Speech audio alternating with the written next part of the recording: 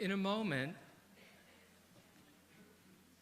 we will recite the part of the liturgy that's distinctive to Yom Kippur, the parts where we pound on our chest. There's actually two different times that we pound on our chest. There is, if you look forward on page 235, the Ashamnus, which are kind of general. We abuse, we betray, we are cruel. And then, beginning on page 237, we have these long lists.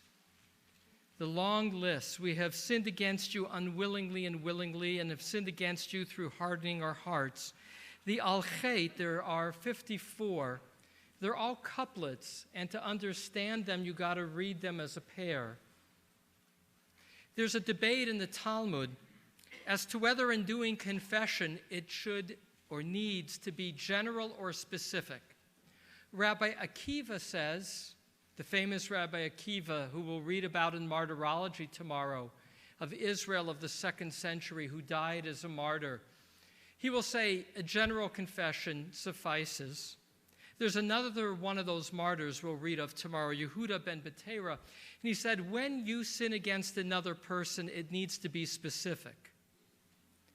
And in this debate, the rabbis resolve the debate by doing both. You know, when you walk in a sanctuary and you look up at a mezuzah, it's at a 45-degree angle. That, too, is a compromise. There were some rabbis who said it should be straight up and down, and others who said it should be sideways. So the rabbis said, we'll make it at a 45-degree angle, and that the mezuzah should be a symbol of what it takes to create shalom bayit, the peace in a home. And likewise, throughout our liturgy, it occurs many times. Moda ani, modima nachnu lach, we do it twice, sim shalom and shalom rav, are a way that the rabbis resolve a dispute. They say, we'll do both when we can, and this one and that one will both have their place. The Al-Chet, those prayers in particular, again on 237 and 238, when we pound on our chest, we do so for a variety of reasons. Here, too, it starts with the Talmud, those conversations of the early sages, of the first centuries of the Common Era. Rabbi Meir said, why do people beat their heart? Because the heart is the seat and source of their wrongdoing, that which has led them astray. There's three different ways that we can beat our heart. You know how people, when they make a mistake, they'll like slap their head or hit their chest when they say, I'm sorry? We do it almost reflexively. We say, I'm really sorry. And we go to our heart intuitively to say, I feel bad and this is where I feel. That's one way. And that has a place of expressing remorse. A second way is knocking on our heart, kind of a defibrillator, wake up heart. I know you're often not paying attention. And I really want to feel in this moment. I really do want to be aware that these are more than words. I want to be aware that in the course of a year, I'm often unfocused on who and what I should act like.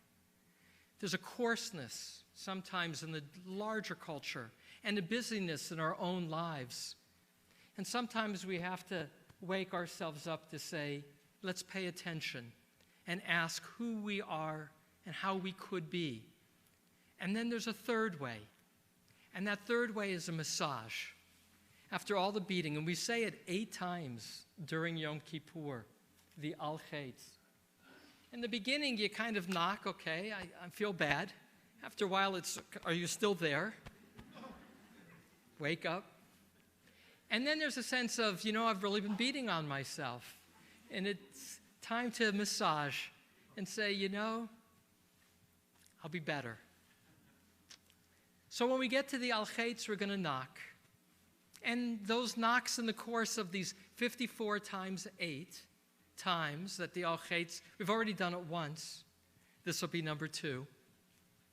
Are ways of there's a long categories. These are boxes that we're going to acknowledge. None of these boxes have to do with keeping kosher. None of these boxes have to do with, did you build a sukkah? All of the boxes of the al-Chet, all of these lists, are how did we treat those others around us and ourselves? They're interpersonal. They're about character. Have we been mindful of our lips? Have we been of open hand? Almost all of them, all but 3 of the couplets, refer to body parts because we are physically alive. All that we experience through our bodies, and that's reflected.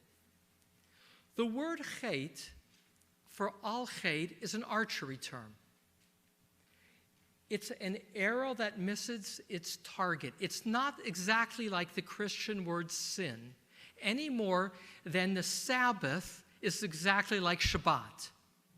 There's more at play as we understand the nature of the Shabbat as a time of no work and to commune and to be at wholeness. Chet is not as staining as sin. Chet, the missed marks, you can pull out the arrows and shoot again. It's a big difference between faiths in terms of the nature of how it is when we go astray. Now, I'm not much of an archer. I did it in summer camp a very long time ago. But a few thoughts on archery. First of all, the hardest part is knowing where the target is. The hardest part in the al-Chet is acknowledging and knowing what our goals are. What kind of person really is worthy of our respect? Usually the way we know that is we think to ourselves, who is it that I respect? And what are their qualities that I would want to imitate? Finding the target of character of who we deserve to be, that's the hardest part of the al-Chet and of this archery lesson. But if you pull back on a bow and you shoot for a bullseye, it's very hard to consistently hit it. It's hard to maintain concentration. You know the story? It's a story of the Maggid of Dubno. He came across a prince, and the prince had his bow and his arrow, and as he looked up at the wall, he saw that they were all bullseyes. He was initially very impressed. He said to the young prince, "How is it that every time you get a bullseye?" And the prince says, "It's not a problem. I shoot, and then I draw the circle." So if you do it that way, you can get a lot of bullseyes.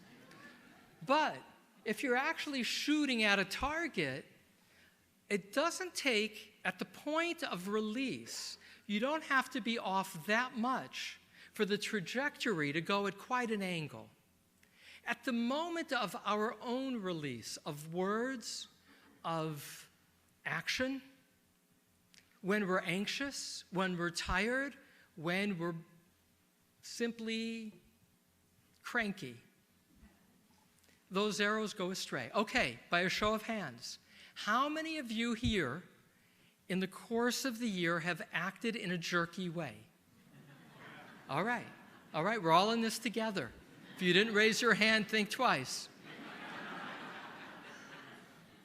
And so, the al-Chets that we recite are in the plural, collectively, out loud, to say, this is what it means to be human, that we will be shooting off the mark, and sometimes forget what the bullseye is.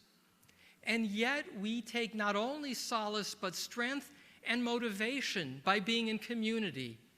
It's very different to have Yom Kippur by yourself with the machzor. I've tried it once when I was young.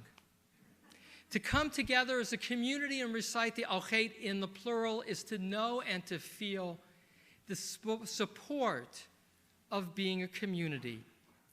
And so one more action before we rise to do this series of confessionals, this series of aspirationals in which we will pound on our heart.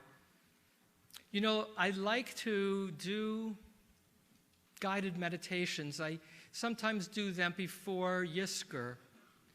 There is a connection between in the language and its origin between imagination and magic. When we use our imagination, we can surprise ourselves by what we find.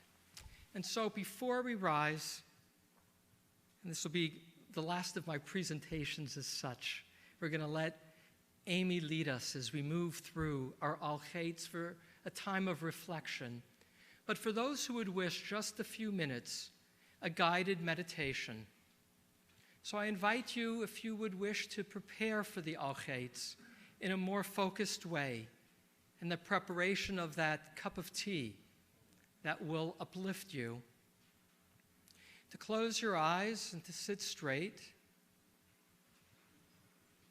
and to breathe out tension, and to breathe in calm, to breathe out judgment, and to breathe in trust, feeling relaxed, aware, calm, and mindful.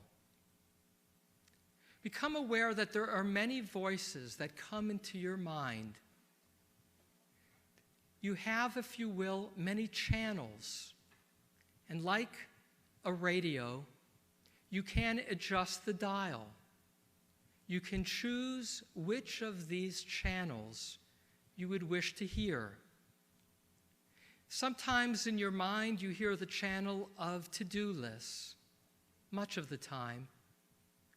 Sometimes you hear the channel in your mind of attention amongst those you love. Sometimes you hear that channel in your mind about what else you might want to be doing. And so I invite you now to calmly breathe out and then breathe in, and to find that channel of conscience, that quiet channel. Tune in to the channel of that still small voice that also flows through you.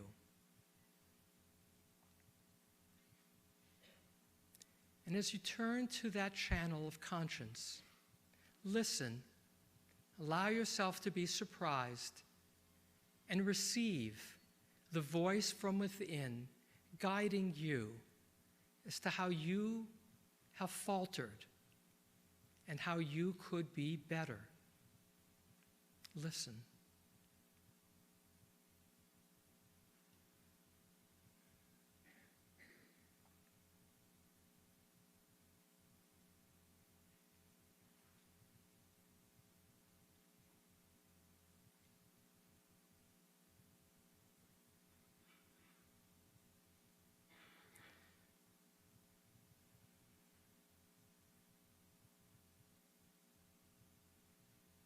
Breathe out and be aware of just 1, 2, or 3, no more than 3, of the insights that you've received. Breathe out and hold on to those as awareness of how you could be more on target.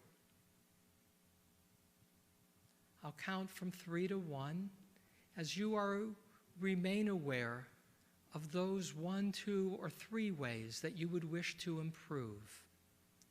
3, 2, 1, and breathe out and slowly open your eyes.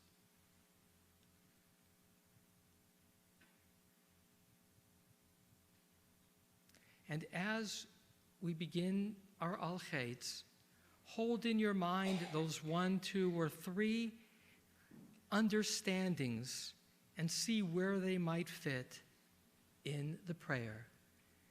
I dai dai dai dai, I dai dai dai, I dai dai, I dai, I dai dai dai dai.